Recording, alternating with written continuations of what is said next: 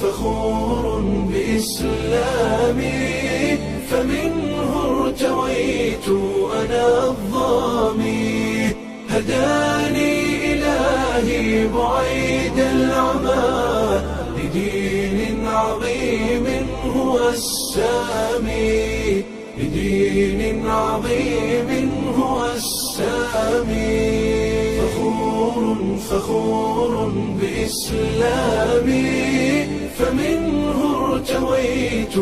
أنا الظامي هداني إلهي بعيد العمى لدين عظيم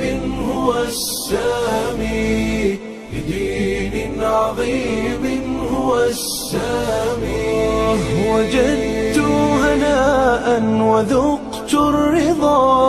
وزالت عن القلب آلامي أنست بأهل هم إخوة رعوني بحب وإكرام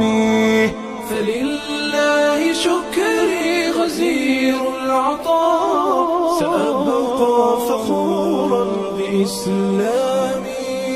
سأبقى فخورا بإسلامي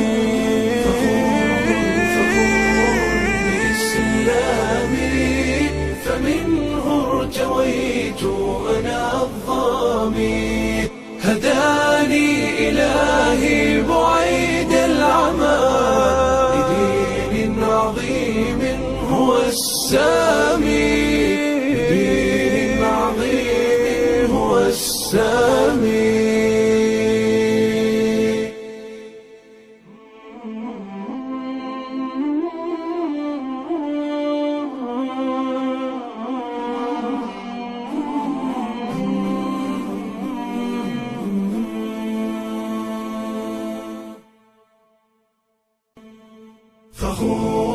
فخور بإسلامي فمنه ارتويت أنا الظامي هداني إلهي بعيد العمى إلهي بمهدله ساكا والصباح أي قلن شبينيان أرضيدا معدك هداية دفعدي ugu horeysay oo macadka shariicada ka qalin jabinaysa gabdhiyo wiilba isugu jira cilmi aad u badan soo bartay ilaahay baa mahad leh ardada waxaan kula dardaarmayaa insha Allah taala cilmiga ay barteen ee aadka u ballaaran ee shariicada oo maadooyinka oo dhan ka kooban inay sii siyaadiyaan oo ayna halka kaga harin oo ay faafiyaan oo ay dadka baraan iyaguna ay sii bartaan dadkana ay bartaan kuna amal falaan insha Allah taala ay ku isku dayaan inay wax kaga bedelaan bulshada macallimiinta insha Allah taala la soo hawlgalay oo waqtiga dheer soo bixiyay iyo maamulkan waa u mahad celinayaa waxaana u rajaynayaa inay sii wadaan shaqadaas iyo fidinta diinta islaamka iyo baristeeda iyo xataa barashadeedaba waxa kale oo iyadana aan u mahad celinayaa idaacadda TV-ga SBC oo noo yimid ka soo qayb galay xafladan qalin jabinta iyo duubisteeda waxyaalo badan oo kamid ah arrimaha dacwadana marar badan duubistooda iyo ka hawlgalkooda ka qayb qaata anshiyagana aad baan ugu mahad celinayaa imahaas ayaan ku soo koobi lahaa hadalkayga wajazaakumullahu khayran taariikhdu ku beegan tahay 14 bishii Ramadaan 1441 hijri waafaqsan 7 bisha May 2020 halkan waxaan rabaa inaan kala qayb qaato oo kala wadaago dufcadii afraad ee ka qalin jabinaysay macadka hidaaya ee culumta shariicada iyo luqadda carabiga waan la wadaagayaa farxadda iyo muxuu ahaayay tareereynta waxa uu dhamaaday 3 sano oo dadaala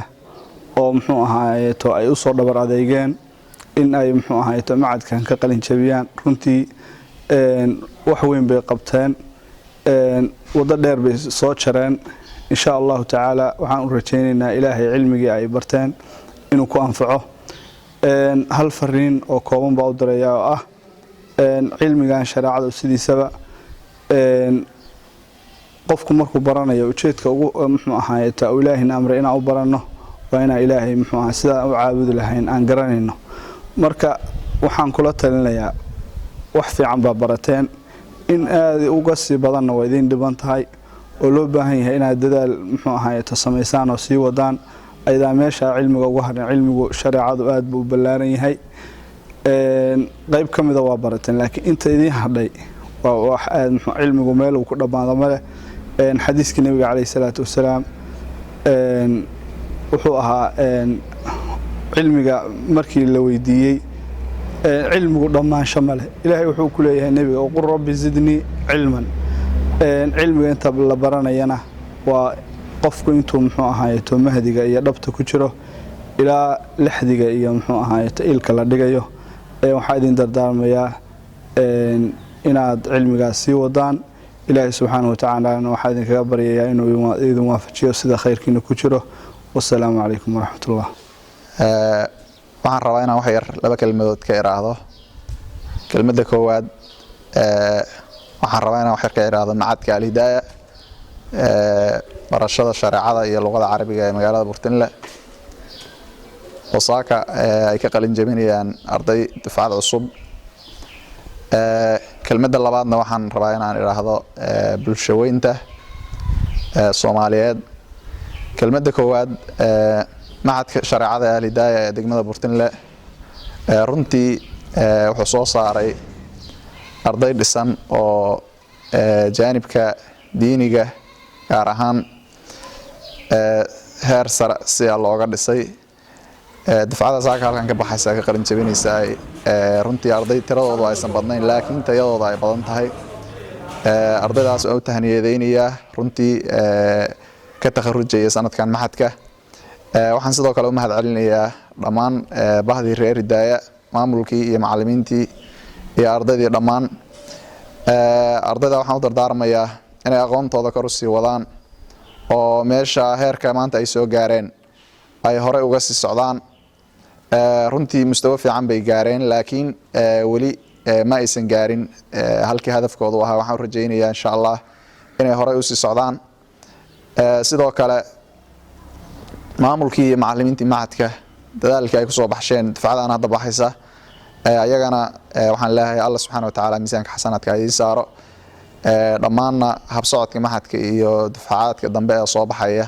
dadaalkaas oo kale iyo mid ka sii badan in la gasho waan rajaynayaa intaas waxaan uga gudbayaa kelmadda maxadka aan ku abaaray waxaan rabaa inaan kelmadda labaad fariin yar aan u diro dhammaan bulshaweynta Soomaaliyeed gaar ahaan bulshada reer Burtinle runtii barashada shareecada iyo culumta diiniga waa yani arin qaali ah oo runtii dadka bulshada inta Allah subhanahu wa ta'ala uu waafajiyayna ay bulshada kale ka duwan tahay ama ay ka sareyso waxaan u dardaarmayaa waalidiinta inay kula dadaalaan ilmahoodu inay heerkaas oo kale ka gaaraan barashada cilmiga sharciga runtii waalidiinta ardaydan ku soo dadaashay oo halkaas soo gaarsiisay mahad celin bay mudan yihiin alxamdulillahi rabbil alamin wal aaqibatu lil muttaqiin wala udwana illa ala zalimin sallallahu wasallam ala nabiyina muhammadin wa ala alihi wa sahbihi wa sallam ajma'in marka waa ilaahay baa mahad subhanahu wa ta'ala marka xigta aad baan ugu mahad celinayaa TV-ga SBC oo saaka halkan ugu soo booqday saaka oo taariikhdu ay tahay 14 bisha Ramadaan ee barakaysan sanadka 1441 hijriga ah oo waafaqsan 7 bisha May 2020 waxaa runtii halkan si habsami leh macadka Al-Hidaaya ee culumta shariicada iyo luqadda carabiga ah ku soo gabagaboobay ilaahay mahadi galaaska saddexaadka ah imtixaankiisii oo ah galaaska sanadka dhameynayay macadka oo gabi ahaanba soo afmeeray saddexdii sano ee dugsiga sare ee macadka shariicada ay ardaydu ku qaadan jireen ilaahay baynu ku mahadinaynaa subxaanahu wa ta'ala arintaas aan uga mahad celinaynaa marka xigta runtii waxaan rabaa inaan mahad celiyo dhammaan cid kasta oo qayb ka geysatay in ubadkeenu ay maanta xaqiijiyaan guushaas iyo geedi socodkaas ay u qaadeen xagga aqoonta iyo macrifada waliba aqoontu kala qiimo badan aqoonta barashada shariicada islaamka iyo luqadda carabiga ah iyo wixii kaabaya ku dheehan ardadaas waxay macadka soo wadeen muddo 3 sanadood ah waxay bilaabeen sanad dugsiyeedkii 2017-2018 haddana waxay dhameynayaan sanad dugsiyeedka 2019-2020 waxaan halkan uga mahad celinayaa runtii cid kastoo gacan ka geysatay kow ka yihiin macallimiinta macadka sharafta iyo qiimaha badan oo muddada 3 sano ardadaas aqoon aad u badan iyo macaarif kala duwan ku shubay oo aan rajaynaya insha Allah ta'ala inay waajibkoodii iyo xilkoodii ka soo baxeen aad baan ugu mahad celinayaa waxaan kale u mahad celinayaa runtii waalidiinta ilaahay waafajiyay in da'yartoodu ay maanta halkaas soo gaaraan oo ay aqoontaas fiican yeeshaan waxaan kale u mahad celinayaa odayaasha iyo umanada macadka ayaan ayagana u mahad celinayaa oo runtii u ah macadka taayarada uu ku soconayo ugu dambeyn waxaan rabaa inaan dardaaran kooban siiyo ardayda halkan ka baxaysa oo runtii caruurtayadii ah walaalahayii ah dad runtii aanu aad u jecelnahay oo aad noogu qiimo badan ah rajo weyn aanu ka qabna ah maaragtay han weyn aanu u qabna runtii dardaaranka koowaad siinaya waxa weeye inay sii wadaan aqoonta oo ka sal gaaraan oo maanta jaranjarta ay cagta saareen ay insha Allah ta'ala ay sii wadaan aysan ka daalin oo aysan halka ku joojinin aad iyo aad baan u rajaynayaa hadii alla idmo waxaan kale oo rajaynayaa oo aan u dardaarmayaa wixii ay barteen in ay ummadda sii gaarsiiyaan oo dacwo iyo tacliimba ay ummadda uga qayb qaataan oo macadkan iyo macaahidda la midka ah waxay u aasaasan yihiin in ay soo saaraan arday ummadiisa anfacaya oo ka anfacaya xaq diineed iyo xaq dadnimo iyo arrimo bulsho intaba ka anfacaya baa loogu talagalay inay soo saaraan si gaar ah dad ducaad ah oo ilaahay diintiisa u taagan inay fidiyaan haday noqoto barideeda haday noqoto saxitaanka bulshada muslimka ah ee Soomaaliyeed hadii ay noqoto hoga tusaaleynta ayaa uu aasaasan yahay macadkan iyo macaahidda la midka ah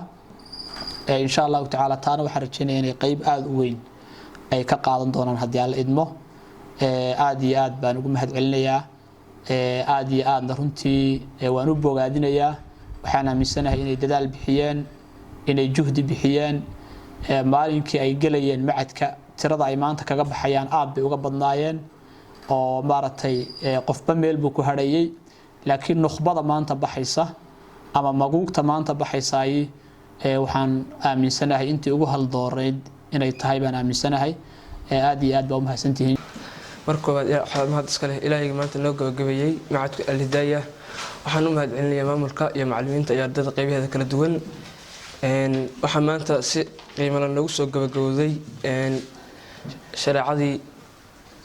luqadda diinta islaamka iyo luqadda carabiga dareenkayagu hadda waa lagu dareemi karaa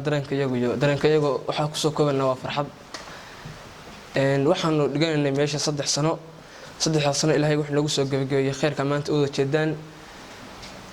maantana takharujana magacayga waa Saacidi Cabdiqani Maxamed oo kamid ah ardayda dhigata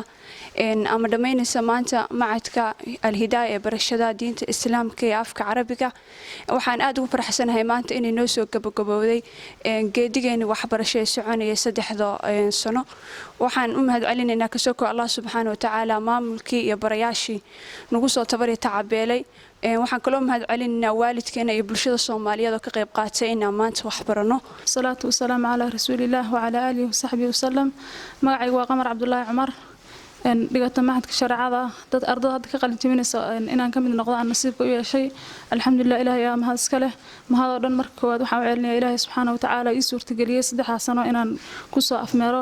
heerka koowaad waxaan kaloo mahad celinayaa dhammaan cid kasta oo gacan ka geysatay waxbarashadeeda maanta heerkan ku soo gaaray iyo maamulkii iyo macallimiintii inta ku soo daalayo iyaguna dadaal nagu la bixinayay waxaan ilaahay uga rajaynayaa inuu abaalkooda siiyo cilmi sharci ah ay soo bareen